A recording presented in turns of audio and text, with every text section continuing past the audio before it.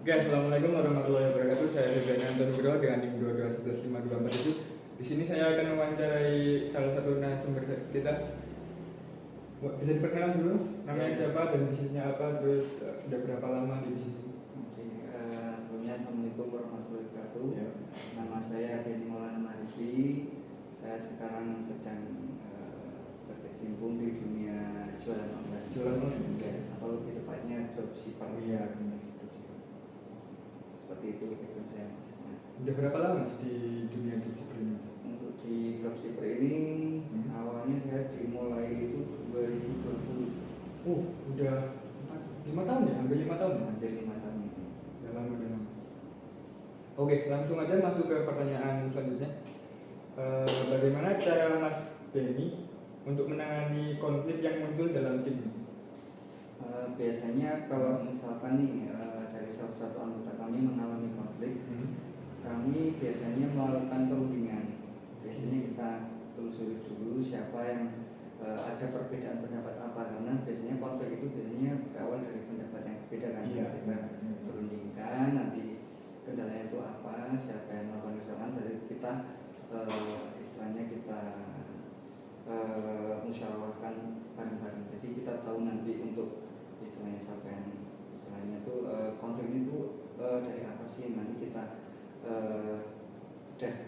pelan-pelan kemudian kita istilahnya musyawarah lagi bareng-bareng biar ketemu ini itu Jalan tengahnya gimana? biar mendapat jalan tengah seperti itu, Mas. Ya. Ada nggak sih Mas strategi khusus untuk manajemen konflik ini? Kalau untuk manajemen konflik, intinya kita tuh supaya mengurangi konflik, biasanya kita itu menjalin komunikasi. Kalau kita misalnya nih sesama tim kita harus saling pengertian, intinya kita harus komunikasi satu antara tim satu dan tim lainnya itu harus benar-benar komunikasi yang baik, seperti itu sih. Jadi lebih ke minimalisir miskomunikasi. Betul. Oke, langsung saja kita masuk ke pertanyaan berikutnya. Bagaimana proses pengambilan keputusan yang dilakukan Mas Benny dalam menghadapi situasi yang kritis Mas dan berdampak besar pada kelangsungan bisnis tersebut? Oke, kalau untuk pengambilan keputusan biasanya kami melakukan pertama itu kita tetap perundingan terlebih dahulu. Kita musyawarah tetap.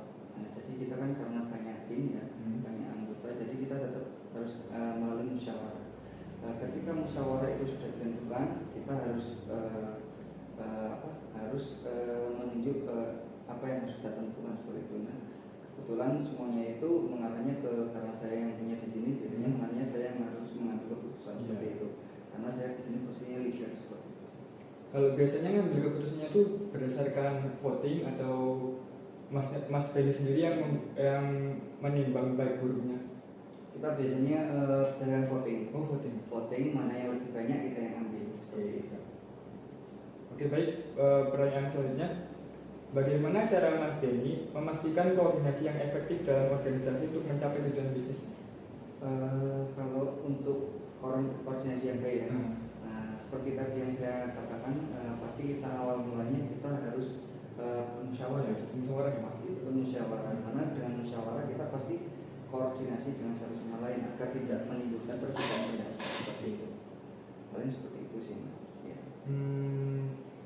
Oke, selanjutnya, apa bentuk laporan pertanggungjawaban yang Mas Benny lakukan, yang Mas Benny gunakan untuk memantau dan melaporkan kegiatan organisasi secara keseluruhan? Biasanya kita melakukan evaluasi setiap akhir bulan, kemudian kita ada buku harian laporan untuk manajemen istilahnya kegiatan kita sehari-hari, terus data yang kita punya. Jadi kita memiliki data atau laporan keuangan khusus seperti itu. Jadi diupdate setiap harinya. Betul. Oke. Dan itu pun ada tutup buku setiap akhir bulan seperti itu. Berarti dengan mencatat setiap harinya, terus di akhir bulan nanti dievaluasi. Betul sekali. Oke, pertanyaan selanjutnya, ada nggak sih bentuk reward yang Mas Benny berikan ke karyawan, dan bagaimana cara reward tersebut membantu meningkatkan motivasi karyawan tersebut? Tentunya kalau untuk reward pasti ada, Mas Ben, karena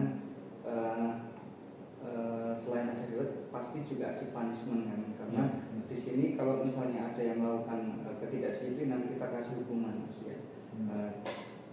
kita sih tidak secara ini ya apa tidak memberatkan, istilahnya paling kita bentuknya itu cuma piket untuk bersih-bersih aja sih kayak gitu. Mungkin rewardnya dulu aja mas. Kalau untuk reward paling kita kalau misalnya nih admin kita ada yang target, biasanya saya kasih bonus mas ya. Bonusnya itu tergantung apa namanya tim, ada bonus tim, ada juga bonus personal seperti itu. Boleh dijelaskan itu apa bonus tim itu apa bonus personal? Ya kalau bonus personal itu sendiri, misalnya tuh kalau misalnya personal itu nanti setiap akhir bulan ada target yang saya tentukan. Nah, untuk super admin biasanya ada takarannya sendiri, misalnya tembus berapa juta, oh ternyata dalam 1 bulan itu tembus, dia nanti dapat reward. Nah kalau untuk tim sama juga sebenarnya, cuma kalau tim itu nanti lebih besar targetnya. Jadi kalau targetnya misalnya kalau yang tadi individu cuma 5 juta, tapi kalau tim itu keseluruhan nanti targetnya misalnya 30-50 juta. Kalau itu goal baru nanti kita kasih buat tim itu dibagi rata seperti itu. Nah, kalau biasanya itu di dalam tim ada berapa orang untuk mencapai target 30 juta itu? Satu tim itu ada 5 orang. 5 orang. 5 orang. Berarti per orangnya 6 juta ya? Iya. Oke. Masuk ke pertanyaan berikutnya. Bagaimana cara Mas Benny untuk menangani kesalahan atau pelanggaran yang terjadi di organisasi? Untuk boleh diulang aja? Untuk cara menangani kesalahan atau pelanggaran yang dilakukan karyawan ini. Untuk melakukan itu biasanya untuk menghindari itu ya biasanya kita setiap pagi itu kita mengadakan istilahnya apa namanya sebelum kita mulai pekerjaan kita ada kumpul dulu setiap pagi, kemudian kita ada apa istilahnya koordinasi briefing, betul mas Rian. Terus tentunya kita ada misalnya apa nih yang perlu kita kejar untuk hari ini, gitu. Ada planning apa yang kita kejar seperti itu. Nah jadi kita nanti tidak akan melewati batas istilahnya apa yang tidak perlu kita lakukan. Jadi kita itu ada tujuan yang kita kejar untuk hari itu kayak gitu. Gitu. Jadi per setiap hari itu ada tujuannya pasti. Betul. Kadang tuh kita biasanya untuk tiap hari itu kita pasti ada apa istilahnya apa yang perlu kita kejar itu pasti ada. Ya. Karena kan produk kita itu juga di sini itu produknya berbagai ratusan macam ya. Jadi pastinya ada apa tiap hari itu ada ininya apa yang perlu kita kejar itu ada seperti itu. Yang dikejar itu penjualannya atau closing target, closing apa namanya closing penjualan biasanya itu juga. Kemudian apa namanya selain closing penjualan nanti kita juga ada riset produk, misalnya produk apa nih yang kencang hari ini. Nah itu kan kita kejar nih, jadi tiap hari itu kadang beda-beda seperti itu maksudnya. Oh berarti di riset dulu produknya terus dipushnya ke betul. Oke, masuk ke pertanyaan yang selanjutnya. Bagaimana cara Mas Benny menciptakan visi dan misi yang mampu menginspirasi tim untuk bekerja lebih keras lagi? Kalau untuk visi misi tentunya kita tujuannya ya untuk kemajuan bersama ya. Pastinya kan kita demi apa namanya kemajuan perusahaan ini ya kita tentunya ya apa namanya gimana caranya perusahaan ini bisa untuk mencapai titik terbaik sih, intinya seperti itu sih. Paling kalau semuanya saling berkesinambungan ya kalau menurut saya, entah itu kedisiplinan, entah itu nanti apa namanya karakter penjiwaan karakter setiap orang, jadi semuanya berkaitan. Jadi visi misi itu nanti semuanya itu dari kedisiplinan, kemudian nanti dari cara kerja, jadi itu nanti apa ya menjadi sebuah kerangka, kemudian kita punya tujuan-tujuan, akhirnya kan terbentuknya visi misi kan, kita punya visi misi. Jadi ya kita istilahnya tuh punya satu tujuan yang sama. Jadi kita mempunyai satu titik target yang perlu kita kejar, menyamakan tujuan, akhirnya kita punya rasa apa untuk keinginan untuk besar untuk melangkah ke depan seperti itu maksudnya. Bersama-sama ya.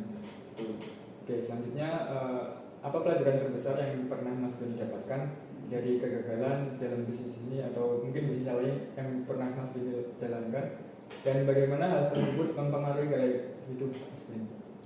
Sebenarnya kalau secara pengalaman saya pribadi ya, kalau di dunia kewirausahaan usah itu yang namanya gagal itu kita tidak usah takut Mas, karena menurut saya, prinsip saya, orang gagal itu kalau kita berhenti mencoba.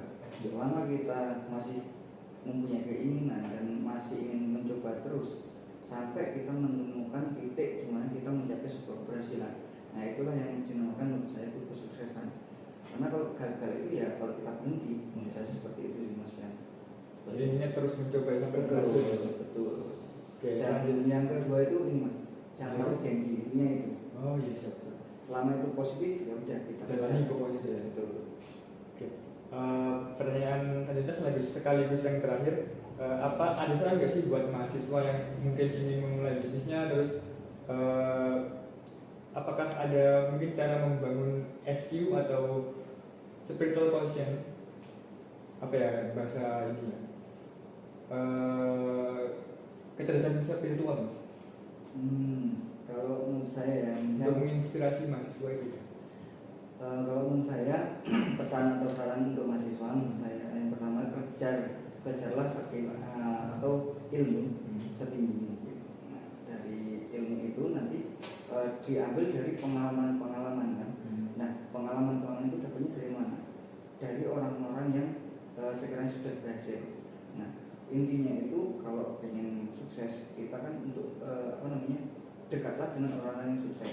Nah dan intinya jangan pernah gengsi, karena saya melihat zaman sekarang ini banyak mahasiswa yang masih pada gengsi untuk istilahnya mengambil tindakan untuk mengambil saya ingin usaha, tapi usahanya itu kadang kalau tidak sesuai keinginan yang istilahnya yang besar atau apa itu dia tidak mau, jadi pengennya itu langsung mulai usaha raksasa gitu ya. Betul, padahal usaha yang bagus itu dimulai dari yang kecil dulu. Kecil itu berhasil pasti itu nanti lebih kokoh, seperti itu Mas ya.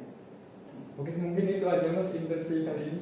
Ada lagi mungkin yang kedua ini kalau untuk spiritual yaitu tadi mungkin jangan pernah menyerah apapun kegagalan itu. Kemudian intinya selagi positif dikejar terus. Oke, siap. Intinya itu sih. Ya, makasih Mas. Ini udah selesai. Mohon maaf. Terima kasih. Wassalamualaikum warahmatullahi wabarakatuh. Waalaikumsalam.